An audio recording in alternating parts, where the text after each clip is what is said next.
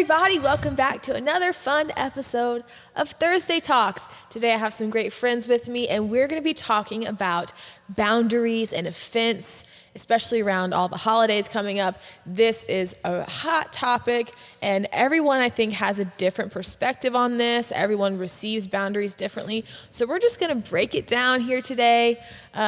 Feel free to join the conversation in the comments. We want to hear what you have to say as well. Let's just jump right in. I am Madeline. I get to serve with our online campus here. Meet my friends. Go ahead. I'm Jen. I work with the communications team. Yeah. And my name's Nathaniel, and I get to do all things video. Yay, fun. We love this crew. We're going to have a fun conversation today. So let's just start off the bat. You guys, what are boundaries? Let's just define it. What is a boundary? Yeah, I think, we were talking about it before we got started, and I kind of made a joke about boundaries being guardrails, but I think realistically, that's what boundaries are. Boundaries are guardrails in our lives to keep us focused, to keep us moving forward. And I think that, we have to set boundaries in so many different areas of our life.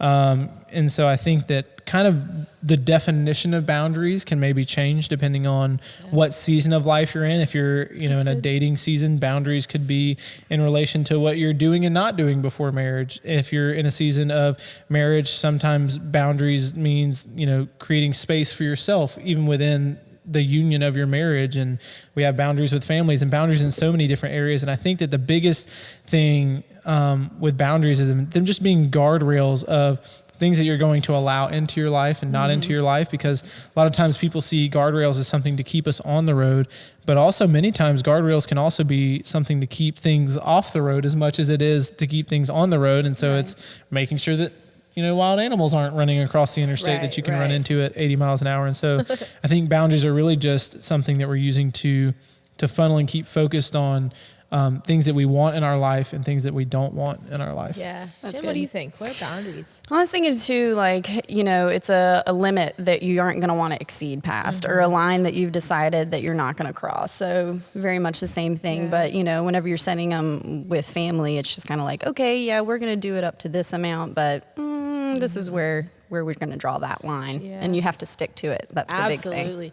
My mom always said when I was little, rules keep us safe and happy. I was like a little 3-year-old trotting around like, safe and happy, okay, whatever that means. But it's so true. It's not really that boundaries are rules, but they're kind of similar in a lot of ways. It's just personal rules that we create for ourselves. Yeah. And it can be hard too sometimes if you've never set up boundaries or just established just guide rails or lines of that you're not going to cross in your life. It can be hard, especially with family. Do we even need boundaries with family? I would say definitely. I mean, especially with your family, those are the people typically, hopefully, you're the most comfortable with. And that's somewhere where I feel like those lines can get blurred really easily if you don't set those boundaries. If you don't decide, whatever it might be, maybe it's on Saturday mornings, you're not going to answer any text messages until noon. So you just have that time with your spouse or with your family to kind of keep that safe and sacred. Yeah, that's so good. Yeah, I think it's extremely important. I think the season we experienced boundaries and difficulty setting boundaries the most is in the holidays because it's the holidays. You want to see everybody. Why not see everybody for every single holiday? And I think there's different dynamics, because for some people this isn't as big of an issue. Maybe your family lives far away, and so they don't expect you to travel across the United States to see them for holidays. For me and my wife personally, our family lives super close. All of our family, 90% of our family is within a 30-minute or an hour radius of where we live. And so you have to set boundaries of even things for your family, right? Yeah. So one of the things that we've learned as far as boundaries go with family is in creating our own family. We got married a little over 2 years ago and we have a daughter. And what we've had to learn is focusing on okay, we want to see all of our family, but also now we have this family of our own. And so we can't forsake time with our daughter. We can't miss Christmas morning and all these other things. We can't miss those moments with her because someone wanted us to show up to a Thanksgiving event or a Christmas event or whatever it may be. And so I think boundaries are really important because boundaries also allow you to create moments for your family, your personal family, your immediate family. And then also you can just get exhausted during the holidays if you're not able to set boundaries. And so I think it's also important as far as like physical and mental health, being able to set a boundary so that you're not running yourself. Like, some people are like looking forward to the holidays, and some people are like, I'm exhausted. I don't want to do Thanksgiving or Christmas. So I think one thing that's really important to know as we're talking about setting boundaries is that, first of all, you don't have to be in a certain stage of life to have boundaries and stick to them. I don't have a family of my own. Jen, you've been married for a while. You're more newly married, but you have a kid. So there's just so many different dynamics. And no matter what area of life you're in, you absolutely can set boundaries. And it's a very healthy thing to do. One thing that I would recommend keeping it at the front of your mind when you are setting boundaries is that we always come from a place of honor. No matter what we do, we're going to honor ourselves. We're going to honor those around us, friends, even family, whatever, whoever we're setting boundaries with, or even if it's just for ourselves, personal boundaries, maybe with your schedule or something. We're always doing it to honor God and honor ourselves and be a good steward of the time we have and the people around us. So I think with that attitude, it's a little bit easier, especially for me, it can be hard to set boundaries. Like, no, I'm going to stop working at this time so I can be with my family or rest, whatever. When we look at it from a place of honor, I think it's a little bit easier a lot of times to establish those boundaries. And I think I heard someone say one time, the best gift you can give someone is a healthy you. And so when we have boundaries in our own lives and we just know, hey, I'm not going to do that. That's perfectly fine to say. So when you're healthy, it's easier to establish boundaries with your family and friends. So Jen, maybe you can talk about this. How can you establish boundaries when you haven't had them in the past? So maybe, I know you and Jake have been married for a while, but was there a point where you guys had to set a boundary that you haven't had before? And how did that go? How do you do that? Definitely. So thankfully, both, my mom and Jake, my husband's parents, have been really respectful and understanding of the boundaries that we've created. That's great. But when we first got married, it was 7 years ago. So we hadn't really established traditions of our own yet around holidays, around birthdays, different things like that. Everything was new. It was fun. We were figuring it out. So in those first couple of years, the holidays stressed me out so much because we were going to this person's house and this person's house, and everyone else had expectations. And it's something I only realized in the past couple of years, that I'm a people pleaser, and I was trying to make everyone else happy. But in the end of the day, I wasn't prioritizing time with just me and my husband. And so I missed out on certain experiences that I had expectations for. So thankfully, I think maybe in the last year, I just decided, we're going to spend this time with each other on the holidays. So previously, we would split up. Like some Easters, he would be at his parents' house and I would be with my mom, and that's just not fun. So we've definitely established those boundaries as far as, we are a family. Like you were saying, y'all have Abigail, y'all have a daughter. And so that becomes a little bit more of a clearer family unit. Whenever you're just a married couple and you don't have kids, sometimes you feel like you have to remind yourself that we are a family, even though it's just the two of us. Absolutely. We are a family, and that's something that we need to protect and draw those boundaries with. Yeah, and I think too, I was thinking back to we as the staff were watching this lesson yesterday from Andy Stanley, and he was talking about leading yourself well, and he was talking about, at the end of everything, when you pass away, like what would you want people to say at your funeral? And he was saying, like he created his personal values around what he wanted people to say at his funeral. Like, so these are values for him. And I think the easiest way to be able to set boundaries and stick to them is figuring out what you value most, what you want said about you, what you want people to see in you, and then setting boundaries that help promote those things within you and within your life. And so, if family is an important thing, if that's one of your values, and like here at Turning Point Church, we have values of honor and ownership and unity and all these different things. And so a lot of what we do is based around those. I think when you establish those as a family, it's so much easier to set boundaries, right? Because you can also bring back vision. And I think one thing that we, I grew up in a generation of parenting where it was just kind of like, why can't I do that? It's like, because I said so. It's like there was never any explanation. And I'm very big on explaining the why, because I think the why helps people understand more. It helps people value your no sometimes. And so for me, I think one of the things that we've learned in setting boundaries is don't just say no, but explain why. And so for us, we've kind of decided that this certain day, this certain time is going to be the time that we spend together as a family with our daughter on Christmas. And so when we say no, it's not because we don't want to spend time with our family, but it's because this is the most important part of our family. Definitely. And so we have to prioritize each other. We have to prioritize our daughter. And that, so this boundary comes from that. And I think that goes for so many other areas in your life. You have to set boundaries between work and life. Some people will work their life away and never, like, some people are single till they're 40 because they didn't stop working long enough to meet somebody, and so even in that setting boundaries of, hey, for me, family is a big value to me. Right. And so for me, that means like, hey, I'm not going to work till, 10 PM at night because I'm going to be home at my family. And, we make it a value to be at the dinner table as often as we can. And so making sure that you're setting, like, that's a value for us. So we set boundaries. No, we're going to be home. We're going to be able to eat dinner together. Yeah. That's so good. Just the idea of coming always from a place of honor and setting boundaries and honoring those boundaries too. And it's important to do that even if we feel like maybe the family member doesn't deserve the honor, or we haven't really honored ourselves with those boundaries. No matter what, boundaries are healthy whenever you set them. One thing to note too, another angle when you set boundaries, a lot of people fear, or a big reality is offense. So a lot of times our family can get offended.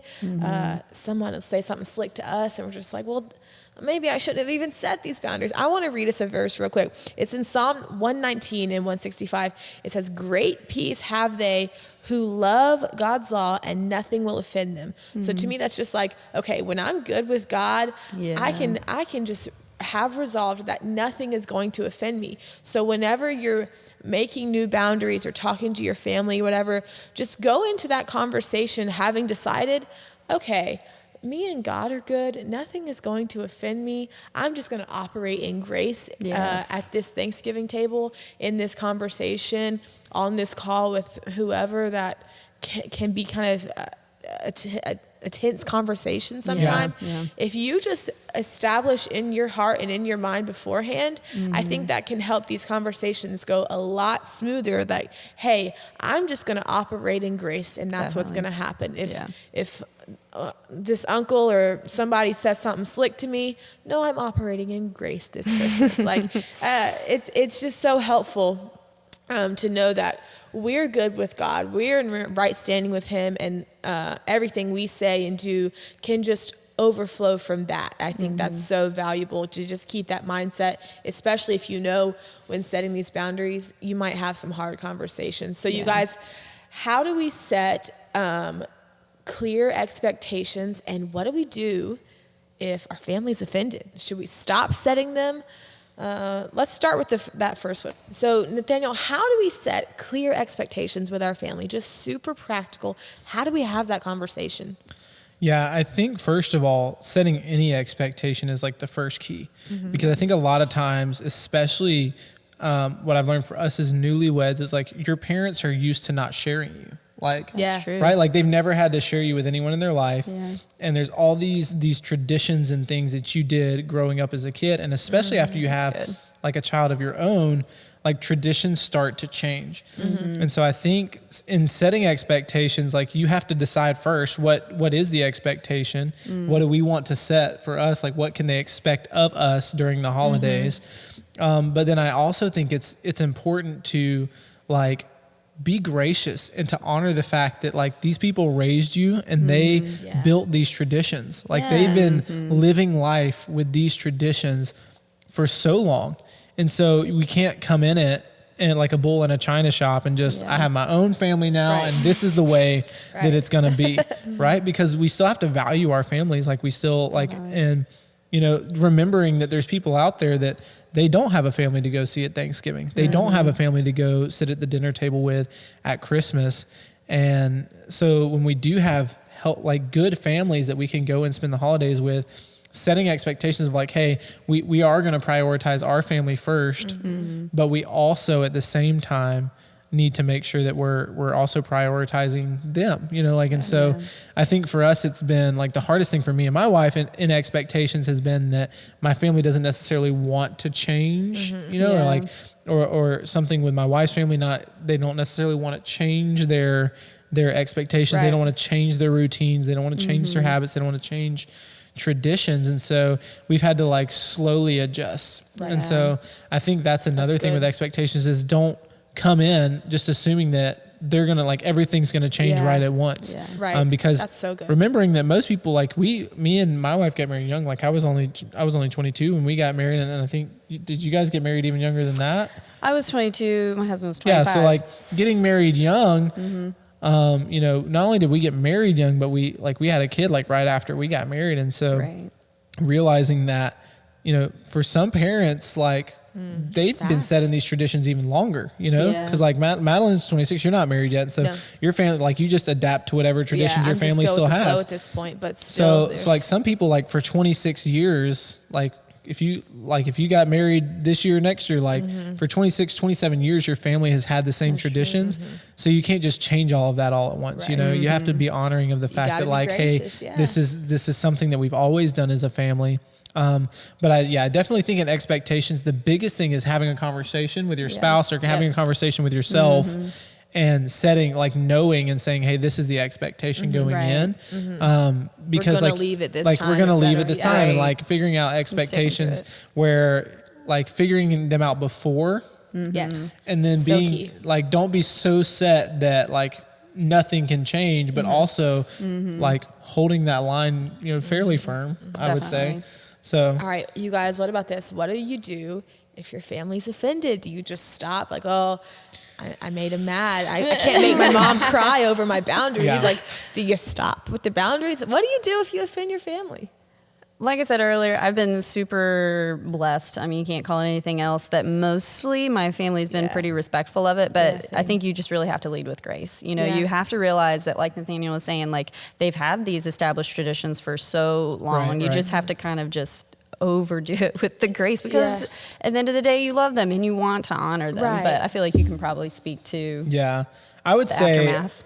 I would say as far as the offense goes, it's super hard. And so I'll say this, my wife has an extremely like unique dynamic in her family because she spent her entire life not living close to family. And so they didn't get to see family a ton. And so for the first time, like her entire life, her whole family lives close together. Wow. And so, the expectation changed like right before we got married, where now everyone wants to spend all this time together because they've never had the opportunity.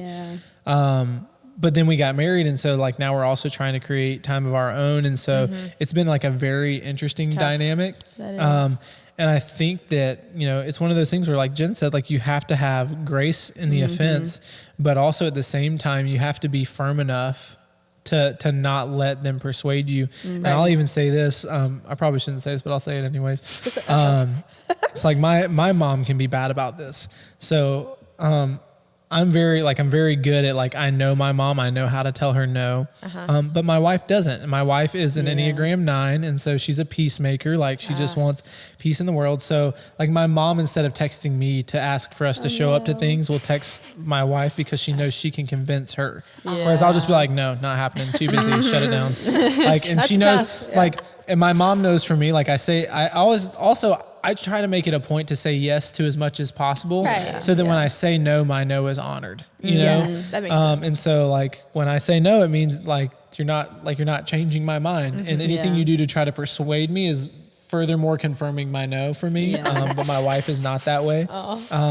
But so for us, it's been interesting because like family does get offended, and especially when it's like special things and all these different things happening. And both of our families try to have this like family dinner once a month. where like everybody gets together, which is kind of nice because it sets a one time a month.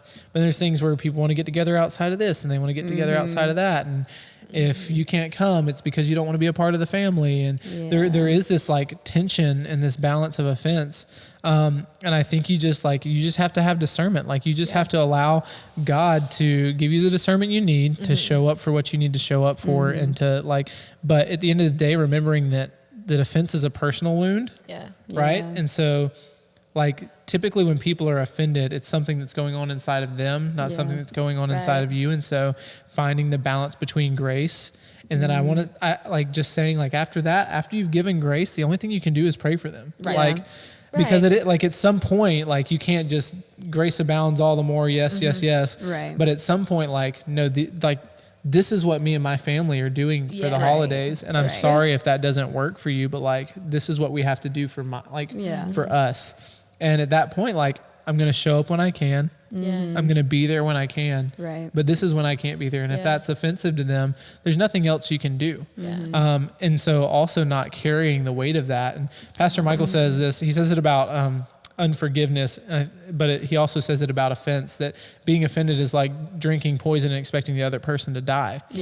And so at the end of the day, offense is something that's conditional in your heart. Like it's something that, like when you're offended with somebody, or when your family's offended with you, that's something that's going on with them, not with you. And so you can't be responsible for fixing their offense. Like I gave grace. I'm sorry that it has to be this way. But at the end of the day, you can't carry that and you can't change your boundaries just because someone was offended. That's so good. And when you respect those boundaries, it teaches them that they should respect those boundaries. Whenever you stick to it, whenever you don't give in, when you're not like, okay, well, I guess we can swing by for 30 minutes or something like that, because you're letting them know that, no, this is a priority to us for us to be here or there, whatever it may be. That's so good. So I think what we're saying in all of this has been such a great conversation. I think what we're really saying is that we're going to lead with honor. We're going to lead with grace. And we are going to establish healthy boundaries for ourselves and for our families. And we're just going to stick to it. No matter what happens, we're going to trust that, okay, this is what's healthy for me. This is what's healthy for my family. And we're just going to make it work. And I encourage you, no matter what your Thanksgiving looks like next week, just to maybe go in with an extra bit of grace.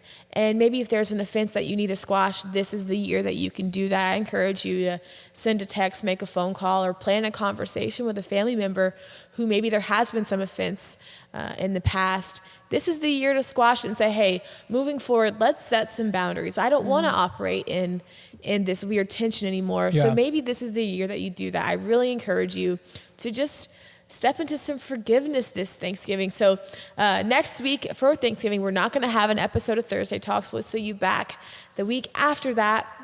But thank you so much for joining us today on Thursday Talks. And thank you for being a part with us, guys. Yes, absolutely. Have a great day. Thanks for having us.